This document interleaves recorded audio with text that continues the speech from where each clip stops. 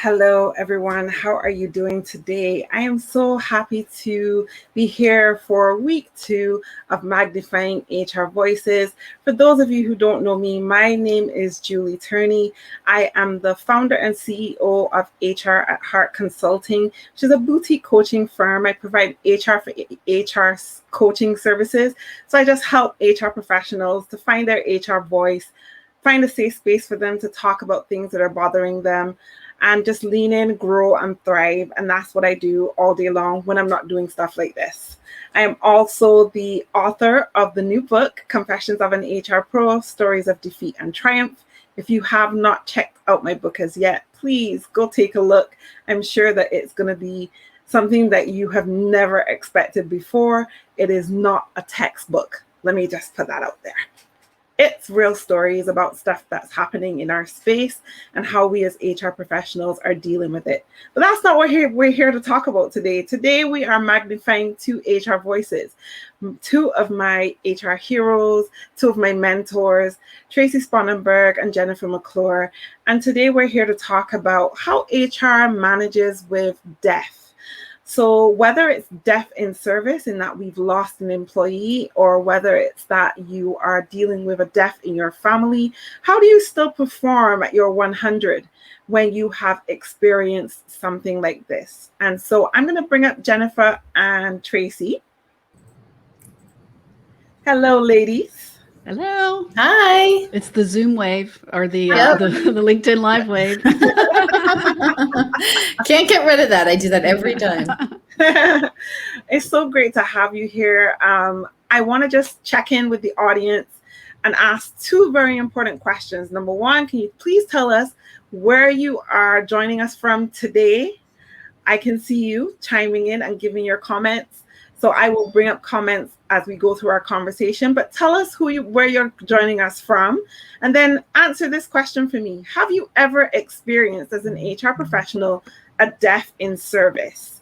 And how did that make you feel? How did you deal with it as you went through it? And the other thing is, if you've dealt with a death in your family or had a family emergency, a family life crisis, how have you dealt with that while still at work? Were you able to give your 100? That's what Jennifer and Tracy and I are going to be talking about today. So before we get started, I am going to give these 2 beautiful ladies, like I said, my heroes, my mentors, love them both very dearly. And I'm so glad I've been able to, I never knew that they hadn't ever really been together in a space like this before. So I'm so happy that I was able to bring them together to introduce themselves. Thank you. Oh, what's Ann Arbor? Somebody. Michigan. Hi. Okay. Ann Arbor, Michigan, beautiful Barbados, Colorado, Jamaica in the house. I am loving these locations. We are on every spectrum, every part of the globe. People are joining us today. South Carolina. Nice. Okay. I'm going to disappear off the screen and I'm going to give you 2 ladies a chance to introduce yourselves. We've got to do this quick because the time flies when we start to have this conversation. So here I go. Jennifer, do you want to go first? And then Tracy, you follow. Sure. I'm Jennifer McClure, and I am a professional speaker and leadership coach, and I work with leaders to build their authority and lead with more impact. And I'm also the Chief Excitement Officer of Disrupt HR, a global organization helping people to bring new ideas about the future of work, live and in person, hopefully again in a city near you soon. Well, I'm very excited to be here with Jennifer, who weirdly I've met in person briefly, but never on a screen like this, and obviously thrilled to be here with Julie. I'm Tracy Sponenberg. I'm the Chief People Officer of a company called the Granite Group, and we're a wholesale distributor based in the Northeast of the U.S. And we're in 6 states. We're all over the place, all in person. We've been an essential workforce, so it's been a really interesting year. And aside from that, I became an accidental speaker. I do a little bit of that here and there. And as Jennifer knows, I am the co-founder of the New Hampshire chapter of Disrupt HR. And we're super excited when we hopefully can do that sometime soon, live and in person. Awesome. Thank you so much for sharing. And since we're talking Disrupt HR, I am also the co-founder of the Barbados chapter, as well as Jamaica and Trinidad. I'm looking forward for us to be able to have in-person events again, but we do have a virtual event coming up next Friday. Joining us for that will be Kalila Alokanola, and I'm looking forward to that. She's amazing. Ladies, we are talking about death. And I know that this is a question, this is a conversation we have had together individually. When it comes to death, let's talk about death in the family first and foremost. Death in the family as you experience it as an HR professional.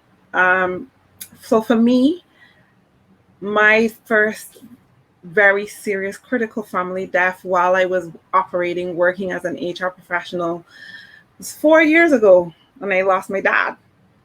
And I live in Barbados, but I'm originally from the UK. My dad still lived in the UK. And so when he was ill, whenever he was ill for the last, let's say 3 years of his life, I was back and forth a lot between Barbados and the UK whenever he was hospitalized, with my siblings taking care of him. And then when he finally died, where was I? I was about to take a flight. I just heard that he was in the hospital. He just had a massive stroke, and that he was in the hospital. And my uncle called me and said, Julie, you need to come now. I booked my flight and I was leaving the Wednesday evening. My dad died the Thursday morning when I arrived. So I just knew I was coming to bury my father. And then he left me his executor of his will, which meant that for 3 years after his death, I was back and forth dealing with that. And it took a toll on me. It took a toll on me and the work that I had to do to still show up for my organization. But I struggled with that for a very long time. So I know it wasn't very easy at all. Tracy, do you want to go first? This is a very no, but topic. I will. Yeah, it's a tough topic and it's a very personal topic. And I know Jennifer and I share parallels. And so I'll try to be brief, but I think it's an important story to tell because I learned a lot. 6 years ago, I started at the Granite Group about 6 years ago. And the night before I had my sort of final interview, my dinner with my CEO, I found out my mother was diagnosed with breast cancer. And she chose not to get treated, but did very well for the most part, did pretty well, and had some health issues off and on. And they started to get a little bit more serious a little over a year ago. And or a couple of months, she was really in and out of the hospital a bit, didn't really know what was going on. It was something with her lungs. And I remember getting the call last February 4th, this is just pre-COVID, that she had 14 days to live. And she went into the hospital, was given a very short time. And so my son and I flew down immediately. My husband and our girls had a trip planned less than 2 weeks later. And so we were just hoping we'd get to see her. We did. And we got to spend some time with her. And then I planned a trip about every 2 weeks to go down and see them. They were in Florida and they stayed down there. And then COVID happened. And I had to choose between my family and my mom. And it was a horrible decision. And if you remember at that time, we didn't know what was going on. Everybody was scared. We didn't know if it was safe. And I didn't know if I was going to kill my mother by flying down to see her or, kill my family members by coming back after going down. So I made the painful and difficult decision to not go down. And it turned out she lasted almost 6 months, or actually exactly 6 months. My dad was with her the whole time. And I got to talk to her regularly, but wasn't able to see her first because of COVID and then because she couldn't see anyone. And all the while during that, I was running COVID response for our essential business of 50 locations of people who are scared with their own family situations, dealing with their own family members in the hospital or dying, and kids in school, and not knowing what was going on, and trying to calm them while trying to stay calm myself, and making sure we kept everybody out of the workplace who was sick. And so I think you mentioned giving 100%. I think that's impossible if you're going through something like that. But I'm the type of person that was grateful for being able to immerse myself in something that was, first of all, very necessary and valuable, and that kept my mind occupied. And my boss was terrific about it. There were a couple of meetings I left, and I just left and cried. But I didn't take time off. So I felt like I couldn't, and that was all on me. I did take time off finally and went away after I was vaccinated for a few weeks and went to where my mother died. She died at their house in Florida, and went to her room. And so I felt some sense of closure, but we haven't had a memorial. We haven't been able to do that. We're doing that on my parents' 50th anniversary. What would have been in July. So and that will provide some closure. But like Julie, I remember you and I did a podcast. I know that we did a podcast in August, I think. I couldn't tell you 1 second of that. There were long stretches of time that I don't remember that I kept going on autopilot. And that was something I learned that happened. But what it did was it gave me much more empathy. I think empathy is a skill that I've learned over time. And I think I haven't handled the death of other people when they were struggling very well. And having gone through that, it really gave me a different perspective of how to deal with death in the workplace or with my friends, and how to support, because I know what worked for me and what didn't. And so it really was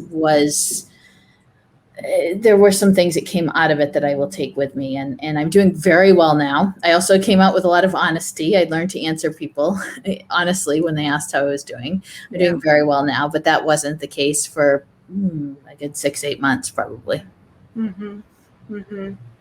Thank you so much for sharing that. We're gonna unpack a lot of that as we go through the conversation. But Jennifer, I want your story. Sure.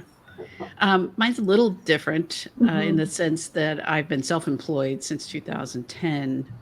So while I worked in the corporate world, prior to that, I didn't have any experience with the death in my immediate family, but certainly, dealing with both close friends in the workplace and other leaders and employees as well. So I look back on my time in the corporate world now. Again, I've learned a lot since I've moved beyond that, and also had my own experiences. I'm really sad, and maybe we'll talk about that later, that I wasn't more empathetic with others who had deaths in their family. We had a bereavement policy that said 1 day for this relationship or 3 days for this relationships. And I think the most we gave was a week in the organizations that I worked for at the time.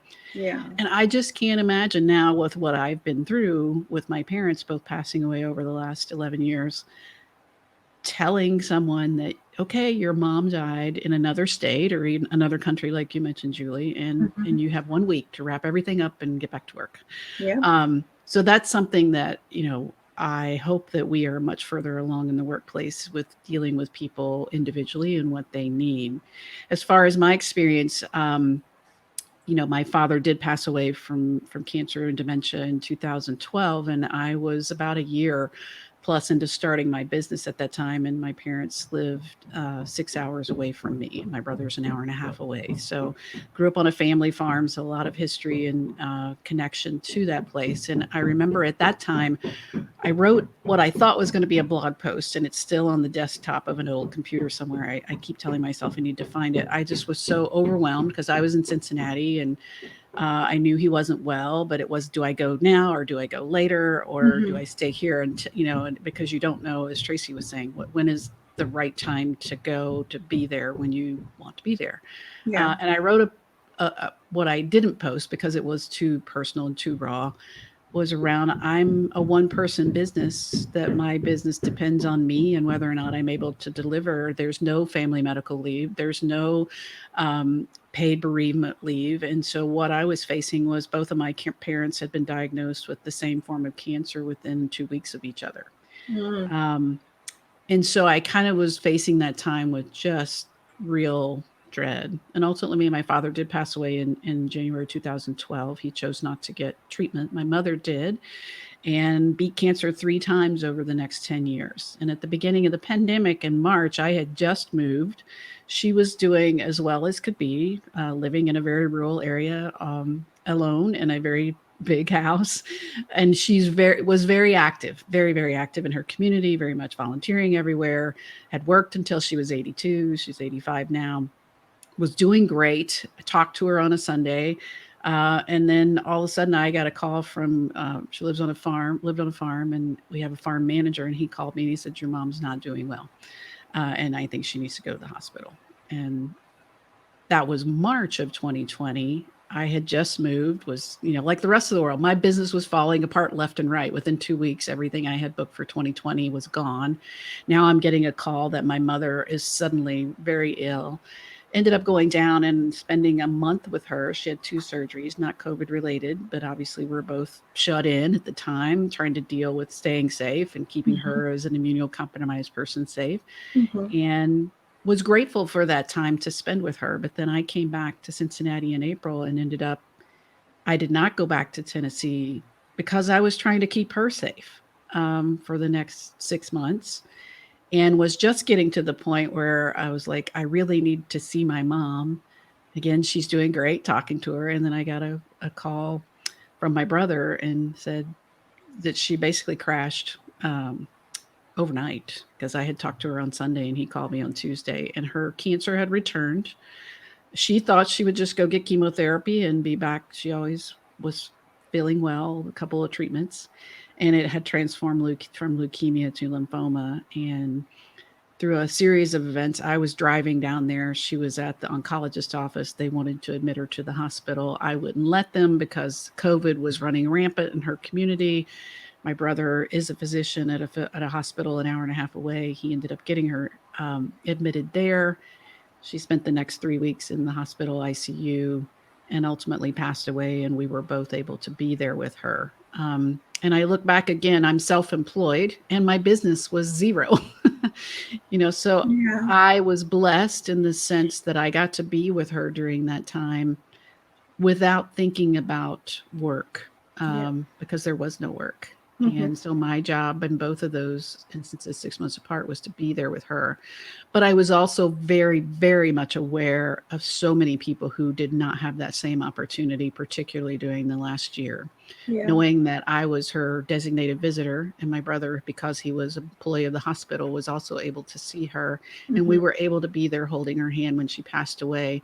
But there was not a day that went by that I realized that there were many people that were passing away and their family could not be with them. So just such a difficult year for so many people. It's never easy to lose a family member or a close friend, a parent.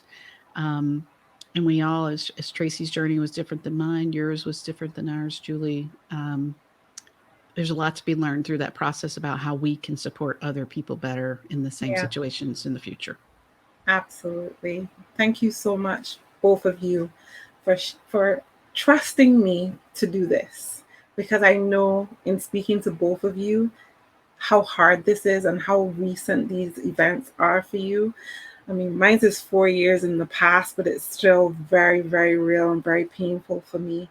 But what I love that both of you brought out is what this did for you as an HR professional, and how you would approach death, of that experience that people have when they are experiencing a death in the workplace.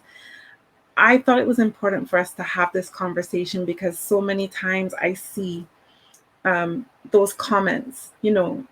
I read social media, like, I feel like it's important to understand what people are saying and hear their pain when they talk about bad experiences they have had with HR. And I'm tired of hearing people saying that HR doesn't care and HR doesn't feel, and until they've been through it, they won't know. And I'm here to say, we've been through it. We know, we understand. And I feel like something differently needs to be done about how we help employees and how we help ourselves process a death. I was fortunate enough to have a very understanding CEO who allowed me to travel 3 weeks at a time as I was dealing with my father's death and dealing with his estate. He allowed me to work 1 week, but 2 weeks he allowed me to just deal with business, and there was no talk about whether it was paid leave, unpaid leave. I still got paid the same, and I'm truly grateful for that. I would never ever forget, even despite the differences, and we weren't always aligned, but he understood and he supported me through that, and I could not have done the things that I did without the support of my CEO at that time. And I think that it's really important for us to understand and build our not only our moral compass, but our human compass in general, when it comes to how we relate to these things and how we deal with them personally. I'm seeing so many comments, so I'm going to tackle the comments. Like, we had a set of questions we were going to ask and talk about, but I'm seeing comments, and I feel like it's important for us to acknowledge the comments, and I don't even know where to begin. But I'll start with I can't see everyone's name because StreamYard doesn't allow you to see certain LinkedIn users' names, but I'm seeing someone from Louisiana, never had a deaf in service, but significant deaf in family. Looking forward to this conversation. And then I'm seeing Kim Freeman is saying, with regards to deaf, her organization dealt with it in a multi-pronged approach, had the business end deal with it regarding final pay insurance, retirement. I guess this is deaf in service. Okay. Yeah, that's an important thing to talk about. Yeah, because it is, you have to deal with those other things too. Yeah. To pay the insurance, retirement. It's incredibly complicated. Yes. And especially as you help family members navigate it, which we're going to get into. I see also Simone. I saw Simone. Hi, Simone. Simone's chiming in from the Bahamas.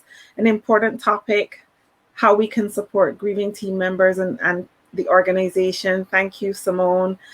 And then I'm seeing Lucic, I hope I'm saying that right, that she found out her grandmother died while she was at work through a text. I'm so sorry. And she called her dad to make sure he was okay. Took a few minutes in the hallway to cry, then went back to work. Strange day, definitely. I'm so sorry you had to go through that, Lucic. I'm seeing again Kim. Oh, wow. Kim is saying that she found out her dad died while she was in a meeting. But because they were estranged, it was hard for people to know what to do or to say, and she didn't leave work, just kept responding. It was complicated. Understood. Thank you for sharing. That's an important point to bring up. When my father passed away, my mother was 77 and was still working full time. And I went to Tennessee to help her with the estate and spent, I think, 3 weeks there. But she actually went back to work 3 days after he died. And I was the one at the house that was, calling all the insurance and doing that. And I realized for her, she needed to do that. Yeah. And when my mother passed away, my brother went back to work the next day. Now, I think it's important for us as HR leaders to realize not everyone grieves the same way. And so we need to ask people what they want and allow them to tell us what they need to do. And if some people need to stay at work for a period of time, come back to work sooner than what is expected, take some time later when they're able and ready to grieve in a different way. It really does come down to a personalized approach. I know we have policies that we apply, but where possible, I think we need to allow people to grieve in the way that they best see fit and work our policies into how we can support that.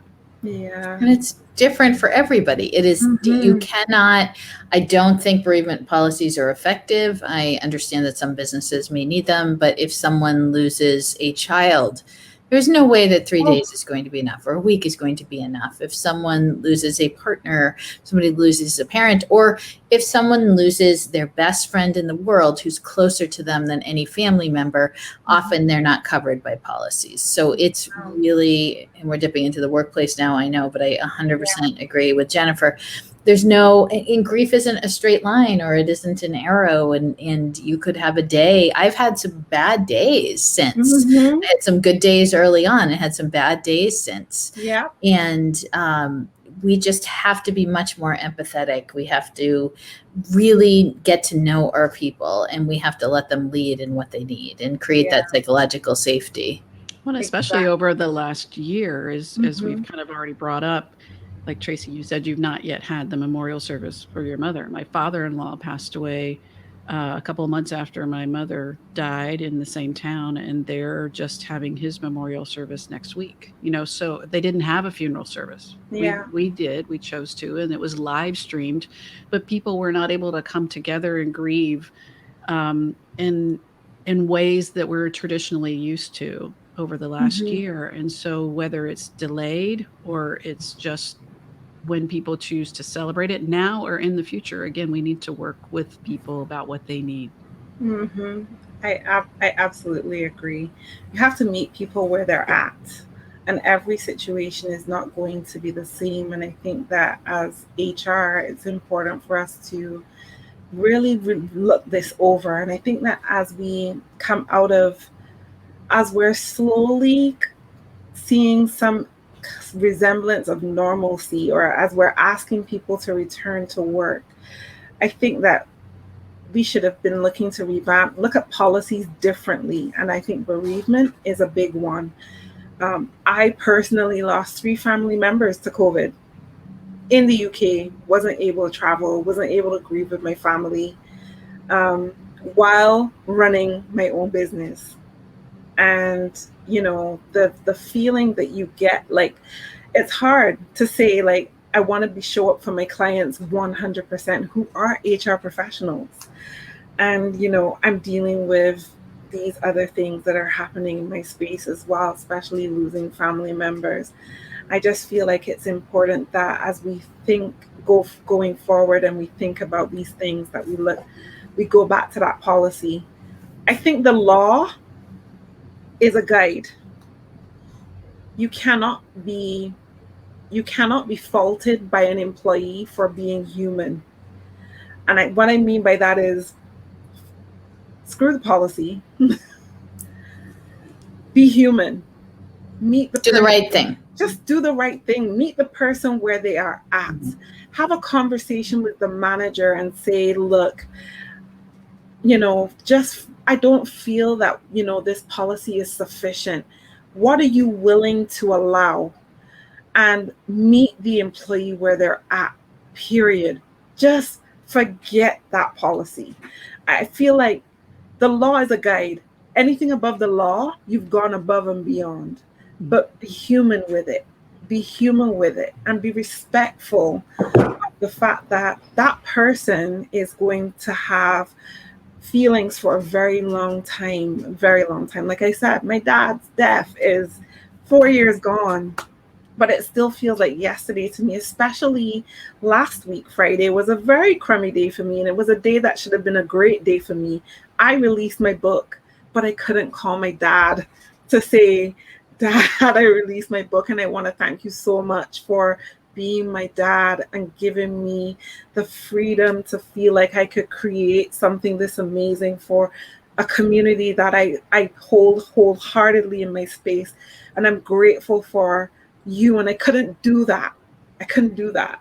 And despite the fact that his death is 4 years gone, I struggled with that very much so, down to this day. So, like, I feel it's important to continue to meet people where they are at.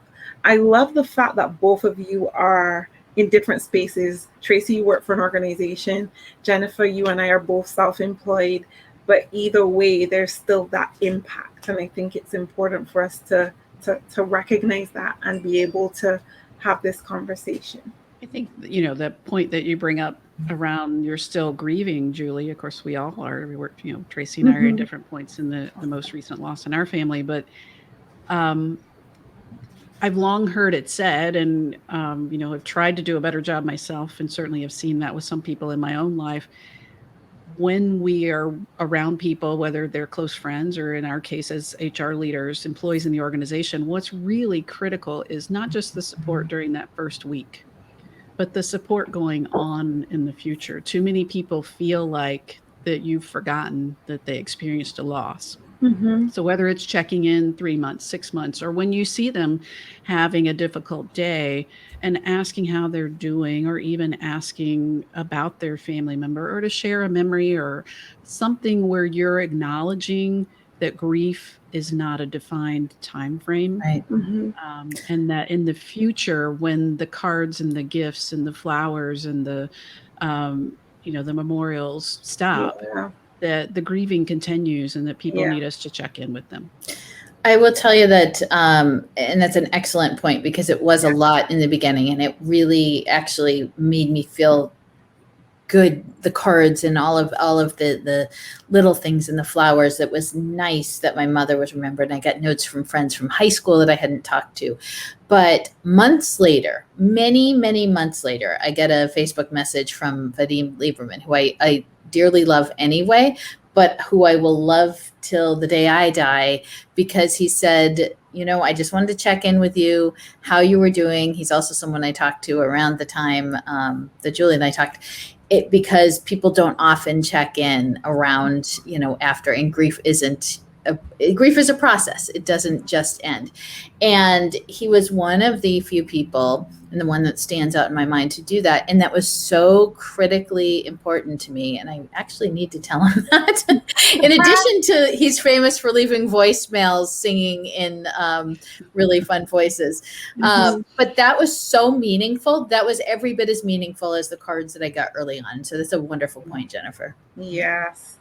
And the same is true in reverse for employees. Like, I feel like it's really important that we do that. Mm-hmm. Almost like, that shows you're human, that you care, right? Ultimately, I feel like that's important. I'm seeing so many comments. I don't know what to do with you. So yes, we've got some sorries, but I was seeing some powerful things. Like, Julie, can we ask the LinkedIn, those joining from LinkedIn, to put their name in the comments too? I'm looking at the comments too, just so if I remember. Because I can see some people. I know Tessa's there, but I can't see it. I know she's on LinkedIn. Think if you have yourself as private on LinkedIn, it doesn't show up in StreamYard. Oh. Yeah. So some of you are coming up as just LinkedIn users, but I can't see who you are, which means you probably have your profile as private. So it's not coming up on StreamYard. I'm really sorry. I'm seeing another one here, Jennifer, someone agreeing with you that not everyone can grieve the same way or handle the bereavement process the same way. I think that's important. And just because, again, like both my mother and brother went back to work really quickly, that didn't mean that they, you might have people whispering, oh, does that mean they didn't love their family member? Right. Don't judge how other people grieve. They both threw themselves back into work as a way of processing their grief in the best way they knew how. And that's what I did. I did. Had I been working in a corporate environment, I probably, I know when I went through my divorce, it was very much like a death in my family. And I took a half a day off to go sign the mortgage papers. That was it. And I should have taken off more time, but that was my way of controlling the world that was out of control. And I remember telling somebody, a friend at work, it's like, the only thing I control right now is getting up every day, coming to work, and going home. And so that's hard enough. That's hard enough.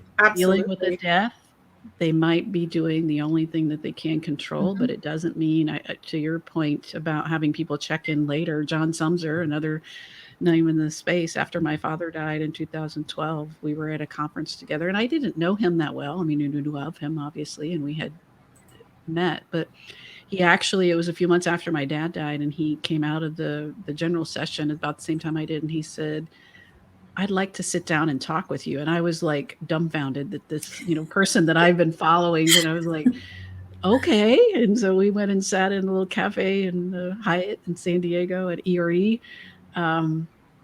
And he said, I just want to know how you're doing since your dad died. Mm-hmm. And I was blown away, and I've never forgotten that. Just that he remembered and that he cared and that he paused. I was doing okay, but it was really nice to not only have that acknowledged, but acknowledged by someone who wasn't particularly close to me, and to do it in a human and kind way. Mm-hmm. Definitely. These comments Look are at that. overwhelming. The men are the one that are bringing in the empathy here. Yes, The yes. team and John Sumser. My former CEO. So I'm seeing also Kim made a very good point. Like, there's death. A pet is a death in the family too, right? When you lose a pet, like, it's the one reason why, and I think I've told you both this before, why I don't have pets anymore. Because when they die, I take that thing very personal. Mm-hmm. So I made a conscious decision that after my last dog died, Layla Rose, she died during COVID. Beautiful Akita, we had her as a puppy. My mom was heartbroken, completely heartbroken when she died. And I was at work when that happened. And my mom said, look, Julie, I think we need to take her to the RSPCA. I think it's time that we get her put down, because they tried several times to help us with her, but and she bounced back. She'd had numerous surgeries. They found cancer. She'd come back from that. And I was like, you know what? I can't do this no more. Please, just let her go. I'd rather be at work when it happens. Just tell me when it's done. I wish I could support you. I will come directly as soon as I'm done with this meeting. But yeah, I couldn't do it anymore. And that was I've had 5 dogs in my life. It's hard. 5 dogs, several cats, some sheep. I think it comes back to understanding the person. And we've learned a lot going through COVID, and really adjusting things for our people with kids, right? But we have a lot of people that don't have kids, or have older kids, or choose not to, and whose pets are their family. And I'll acknowledge something that I'm really ashamed of early on in my career. I remember this was years and years ago, and I developed empathy later, that I remember someone lost a pet and wanted to take a day off. And I said, no, this is years ago. I didn't know. I didn't understand. I didn't have pets. I didn't know why. So you both know that I was very policy driven early on. And so it wasn't in the policy. So that wasn't going to happen. Absolutely not the case now. And I think we have to acknowledge that people grieve differently. Pets are family members. I was just today in one of our locations and was talking with one of our team members who had adopted 2 pets 14 years ago from in the South, and rescued after a storm. And one of them was his daughter's or son's pet. Just, they had to put down yesterday, and he was upset. And I listened, and that's grief, that's loss, and that's important to acknowledge and give space for that, and give our people the time that they need. Well, I think, Julie, I don't know if you can see the comment from Andrew Fairman about the care team. I think that's a great way of doing it. And an example, again, to talk about that individuality of checking in with people. So remember, my mother, again, the first surgeries were not related to cancer or to COVID in March, April. And so I was here in Cincinnati wondering what I needed to do. COVID was just happening. Was I going to be able to go? And so I go to a large church here in Cincinnati that is about probably 25,000 people locally, and then they have global live streams, et cetera. So it's a large church. But my first thought was, I went to the website and I asked for prayer. And so I just put in the little chat bot, and somebody, actually a human, came back and prayed with me through the chat bot. So ultimately ended up going and spending time with my mother. And about 2-3 weeks into being with her after she'd had her surgeries, we were driving one day just to get out of the house, driving around, and my phone rang, and it was a number that I didn't recognize. And I never, ever, ever answer my phone when I don't recognize the number. Mm-hmm. But for some reason, I just hit answer. And it was a human from my very, very large church who called to check in on my mother. And I burst into tears just at the care and concern. And I've later learned that during the first few months of COVID, they said they made 80,000 calls individual calls, people who are volunteers in the church who would call people. Now, you don't have to be a religious person to take away a learning from that. And that's why I liked Andrew's comment about the care team. Mhm. What if we did that in the workplace? People who, whether they were volunteers or whatever, who made it a point to reach out to people at different periods to check in on them. Now, like Tracy said, very policy driven in the beginning. So was I, and I have a lot of regrets about that. I know my first thought, because I'm like, I guess it's PTSD a little bit from being in HR. It's like, we have a lot of parallels. I think. You say, well, let's develop a care team. Let's call people. You're going to miss somebody. Yeah. And that person's going to end up in your office and say, you didn't care about me. And so too often we say, well, then let's not do it at all because we'll upset somebody. Right. We have to start. I know many people are, but we have to do better. And we talked about fairness a minute ago. It's always difficult when you begin making exceptions, even when it's the right thing to do, because, I can think of a manager many years ago in my career. His infant daughter died they found her passed away in her crib. And of course, he was beloved. Everyone loved him, and you immediately rallied around him. And we gave him more. We just said, take your salary. Just take the time off that you need. You don't even. We just supported the heck out of him. And then not too long after that, someone's daughter died that was a factory worker, and we didn't treat them the same. And people brought that very quickly to our attention, and the answer was, well, that's not the policy, like Tracy said. And I think we have to do better. And it doesn't mean that it's not going to be hard and that there won't be times where maybe even you make the wrong decision. But I think you will, if you err on the side of trying to care for people in an individual way as possible, you'll be much better off. Definitely. And these are the hardest conversations. These are when we have lost, unfortunately, several employees in the past few years. And we had someone that we thought we were going to lose due to COVID. And thankfully he came back and he's back to work. But I remember calling his wife and just, it wasn't about me, it was about her, but it's, we're getting into people's lives in a way that when I started and when Jennifer started and probably when you started, we didn't do that. But this is the way we practice good HR now, because our people don't leave their lives at the door. They come in, and it means having really difficult conversations, getting into messiness, dealing with death, dealing with loss, and helping your people through that in whatever ways make sense to them. And I really feel like it takes a different kind of person now to work in HR than it did when I first started. And if I was the person I was 25 years ago, I don't think I could do this. But this is the very same thing that we have all talked about. I mean, me being the rebel that I am, I was never policy driven. However, I've worked in organizations where I've had no choice but to, I'm going to say this in the form of confessions of an HR pro. Very on brand. I was always taught that you ask for forgiveness later, but you don't ask for permission. And there are times that I've circumvented the process in my career for the sake of the people, because I've been like, policy be damned. I think, we have to, and I fought for people. I fought managers. And this is one of the other things that, I'm constantly talking about, the stuff that happens behind closed doors that you will never know because we don't say them, right? But we do them.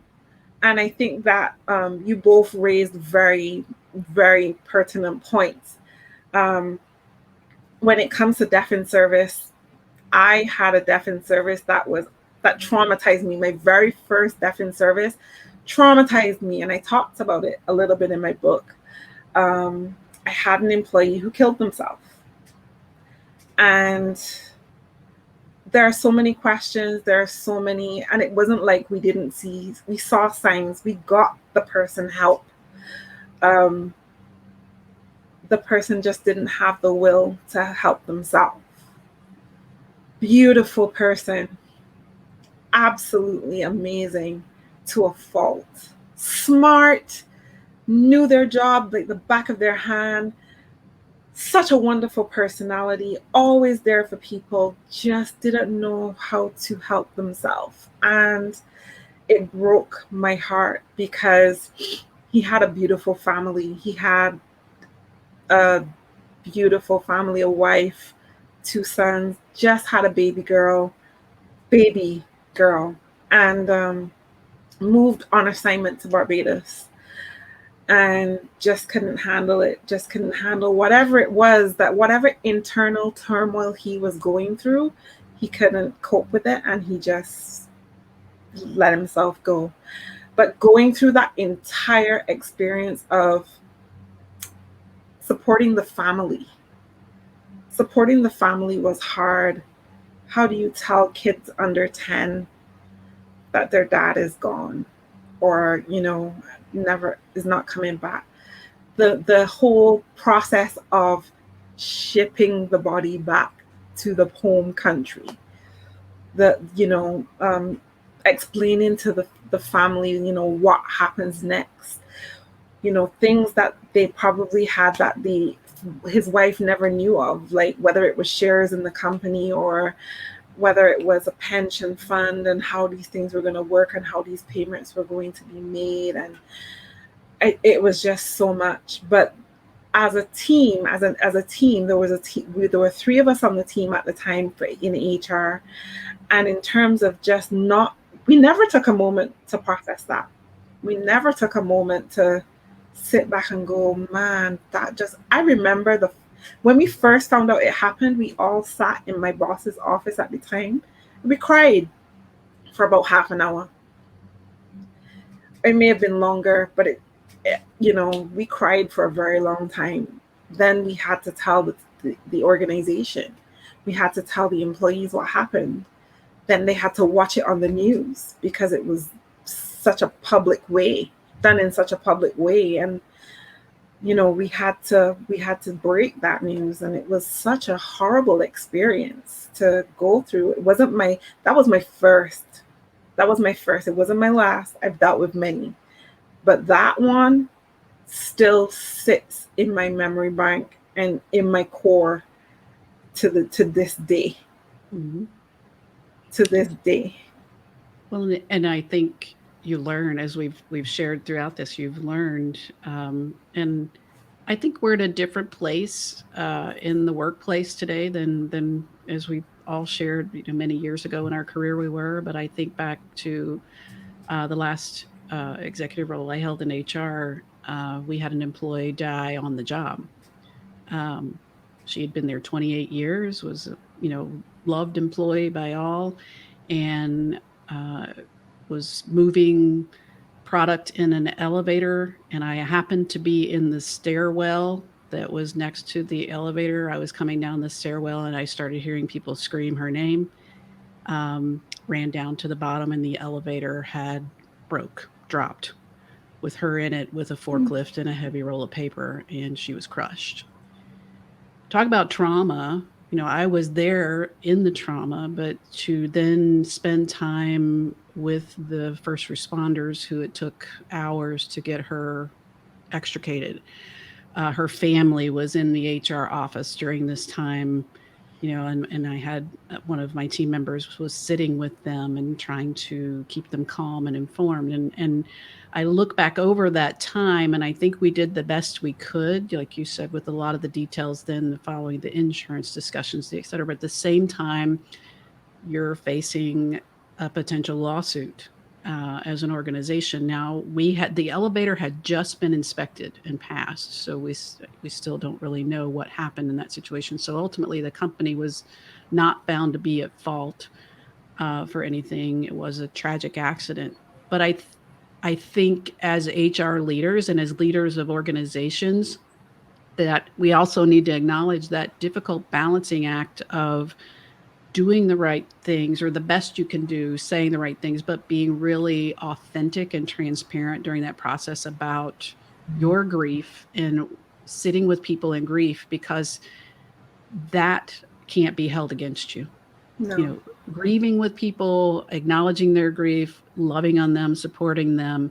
And I don't think we did it that much, but to have those things in the back of your mind of, well, I don't want to do something that could get us sued or whatever.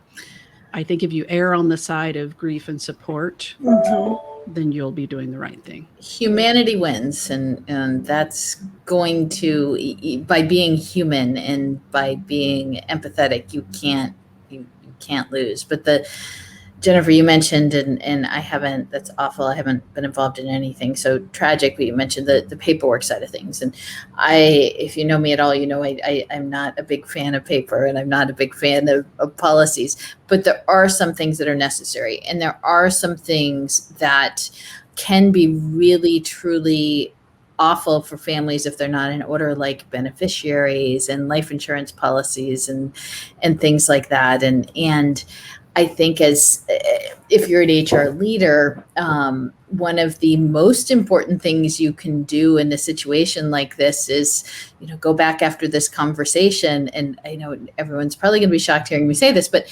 audit your beneficiaries. Does everyone have a beneficiary on file? Because life insurance companies, and I'm saying this because we found out the hard way in the situation that we were able to correct, aren't as empathetic as you will be in these situations. So go back and make sure that beneficiaries are in order. And that's one of the really important things that we can do. Mm-hmm. Definitely. I'm just going through the comments again as we continue to have this conversation, but I feel like almost like we need to do a part 2. See, I told you guys this was going to happen. Look, we're 51 minutes in. We've got 9 minutes left in this show. And I feel like we've barely scratched the surface. Yes, Tracy, go ahead. Oh, I was going to say, I'm reading the comments as well. And Rick makes a comment about, I keep saying policies, but guidelines are good. So yes. You can't script grief, but you can have, who do you contact? Who is well trained? I like the idea of I think Andrew mentioned the care team is a wonderful idea. Yeah. Who's trained? Who's going to support in different levels and have processes or procedures absolutely helpful. Yeah. And a crisis team. And a crisis team. Yeah. Because with your EAP. But in the example, like I gave, a death on site, we had no idea what we were doing as an executive leadership team. Our CEO was very empathetic. Our COO was very empathetic. So we benefited from, they just led with care first. But we were really helped by the fact that one of our safety manager was a former SWAT team Marine. He had all the training in crisis management, and he just came right to the forefront. And he's like, here's what we need to do. Here's who needs to be, who's the spokesperson, who's the one that's going to talk to the family. All of that stuff had to be decided within minutes, and we had no plan. And if he had not been there, I don't know how we would have handled it, because we were just leading with our hearts. And that's what you want to do, but you also there are many, many things that need to be done. And like I said, spokesperson, our CEO, greatest guy in the world, really cared. He walked out of the front of the building at 2:00 in the morning after dealing with all of this, and the news crew was there, and he was on the news, and he didn't come across well on the news because he wasn't prepared to be put in that situation, and we had not talked about what to say. Mm-hmm. So a crisis team, a care team, even if you're a small employer, right? It wasn't it was a 700 person organization, so not huge by any sense, but those things happen, and you need the best way to prepare is to prepare when you're not in the crisis. So that and to train on that, so that the training becomes the first response, and or where to go to get what the steps are you should take, because there's 100% chance that you won't remember those things when you're in the moment. Definitely. Once you're in the moment, it's so much harder. Everything is like happening at 24 miles an hour. And then you're like, seriously, how do I really deal with this? Because I just, where do I even begin? How do I have these conversations with the family? How do I recognize, like, if the person now is developing a mental illness? Like, some people break down, some people go mute, they're not able to speak. And that's also from an employee perspective, because even if we lose someone when we lose someone on the job, I think a lot of times we forget that some people in the workplace have created family in the workplace. Mm-hmm. And so it's not just that I lost a colleague, woe is me. It's that I've lost a family member. I've lost a very close friend, and that is very hard. And so how do I deal with that? And not just today, but in the weeks and months to come. What are you going to take into consideration, and what conversation should I be having with my manager about how this is going to impact my work, how this is going to impact my overall well-being, and what recommendations should we as HR be making to help managers, leaders make human choices, and just rely on their common sense to help people get through these very, very difficult times. People are asking for part 2, ladies. People are asking for part 2. Well, that would be fun. This is a conversation that doesn't get put on the docket at a conference or event, but it's real life, what HR leaders are dealing with every day in the workplace. And I want to pat people on the back that we have come a long way, as Tracy and I, from our long careers in HR, can we look back and say what we did wrong. What we did wrong was what was common practice.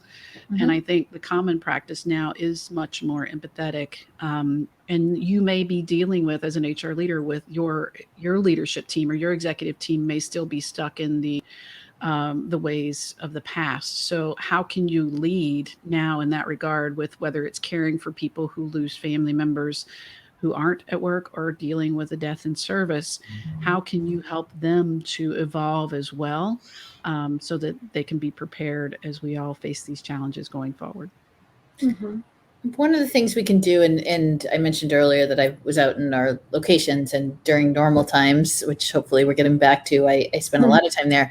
And that's for a lot of different reasons. I love it. I love seeing our people, but it also builds trust, and it gets people to know me, and I can build those relationships with our people, with our managers, and we're getting to be larger and larger, and it's harder and harder.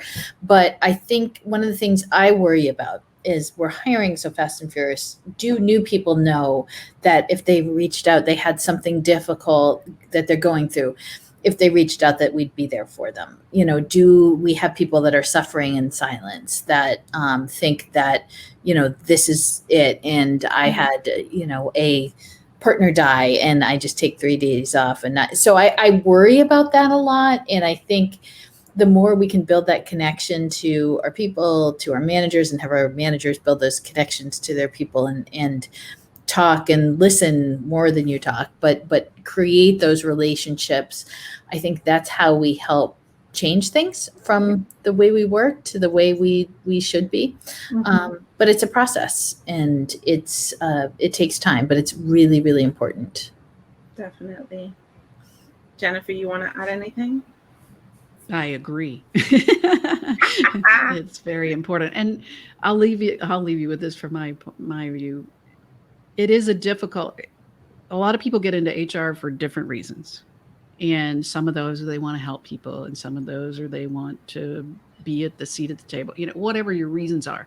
Mm-hmm. As you know, though, there are difficult parts of being in the role where you're dealing with people, but never forget that there are also people. I used to tell a CEO of mine, I'd come in and I'd tell him something that somebody shared with me that was difficult. He was like, why do they keep coming to you? Why don't they go to their manager and tell them these things? And I said, I think that a lot of people, when they see HR on the door, they say helpful resources. Mm-hmm. So we talk down about ourselves a lot, but just like me, when I was faced with, I just need somebody to hear what's going on with my mother and me and to support me, I reached out to my church's chatbot on the website.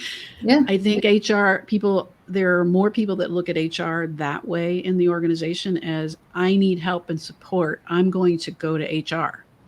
Even if they're somebody who maybe talks negatively about HR, they view that function as a helpful function, and helping people is messy and difficult. but it's a great responsibility. And so do your best to be prepared for it and be ready to give when they come and ask. Yeah. Thank you. Tracy, you want to add anything? I'm not sure I can say anything better than that. And I would extend. I think Jennifer just encapsulated everything. And if you're in a possibly business like ours, make sure your managers are well trained. So we have 50 locations where we're not on site. Make sure your managers are well trained. Absolutely. Ladies, I want to thank you so much for being a part of this conversation today. We will have a separate conversation on the back end about when we're going to do part 2. The year is still young, so we may very well bring another part 2 if both of you have the time. I know that you're both very busy, but I want to thank you so much once again for trusting me to share these experiences in this space, magnifying your HR voices, and for you, the audience, to do the same. Before we go, can you please tell all the beautiful people who are watching us today and listening where they can find you on social media? Jennifer. You can find me on LinkedIn right here where you are, Jennifer McClure. Would love to connect with you, continue the conversation, or on my website is jennifermcclure.net. And if you're interested in Disrupt HR, we are starting to see live events coming back, and areas like Disrupt HR Caribbean are doing virtual things to keep people engaged. You can find that at disrupthr.co. Mm-hmm. Tracy. Great. So I believe I'm still the only Tracy Sponenberg on LinkedIn, so you can find me there. And I'd also love to connect. And I'm at Tracy with an IE Spon across most platforms: Twitter, Instagram, Peloton, Clubhouse. You can find me all of those places. Peloton. Yeah. I'm real slow, but I'm getting there. I'm about to have my 50th ride, so I'm getting there. I'm always in the bottom of the pack, but having fun. And I have a website, tracysponenberg.com, that's horribly updated, but you can see things I did like 2 years ago. So that's not bad, all things considered. No, it's been a kind of a rough year. Yeah. As I said, everyone, these ladies are my mentors. I go to them for almost any and everything, but they never hesitate to assist if they can. Please make a connection right now. If you've not connected with Tracy or Jennifer, you are missing out on some valuable connections, intentional connections. So please make them today. If you want to be a part of the conversation, please join me at I am Julie Turney. You can send me an email at contact@hr@heart.co, and I will be happy to have you on the show. We have conversations lined up pretty much till the end of September, so I am looking for guests up to October. I am cutting off on December 18th. These conversations are not your average conversations. We're not talking about how to be the best at what you do as an HR professional. This is not your average HR conversation. We are getting down into the deeps of what it takes to be an HR pro, and not just an HR professional, but a very good people experience professional. That matters. And so don't come here if you're looking for an average conversation. Come here if you're looking to do better, be better, dig deeper in yourself as an HR professional. I will definitely be helping you to do that. Did you know that I wrote a book? Well, if you didn't, my book is called Confessions of an HR Pro, Stories of Defeat and Triumph. And we talk about all of these things that I'm mentioning now in Magnifying HR Voices. So please, you can pick up my book in paperback or in Kindle version. It is available on Amazon right now, so you can head over to Amazon and pick up your copy today. And if you do read it from cover to cover, you don't have to. That's not how I created it. It's just a bunch of stories about things that we've experienced in the space as HR professionals. It is not a textbook. And you care to leave a review on Amazon, I would appreciate it very much. Coming up next week, we have the wonderful, amazing Brittany Brathwaite.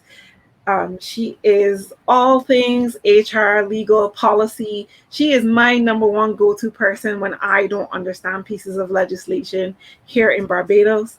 Brittany shared an amazing story a couple weeks back at the Caribbean HR conference, where she talked about her mental health experience through COVID-19 and her story and her journey through therapy to recovery. And she's going to share that story with us here next week. So join us if you want to talk about your mental health and how you are coping with that during this pandemic. Thank you so much for joining us today. As I said, my name is Julie Turney. I will be here every week until December 18th. After that, I'm taking a break because I need it. But you guys are awesome. Deep respect for my HR community and the people who show up for us every single day on LinkedIn. This is where I live. It's where you will find me. But you can also find me on Instagram. My handle is the same everywhere I go. I am Julie Turney. And I want to thank you so much for being here. Have an awesome day. Bye. And hi, Eric. It's just Eric. Yes, Eric. I saw him late. Hey, Eric from Chicago. Good to see you. Bye. Bye-bye. Bye.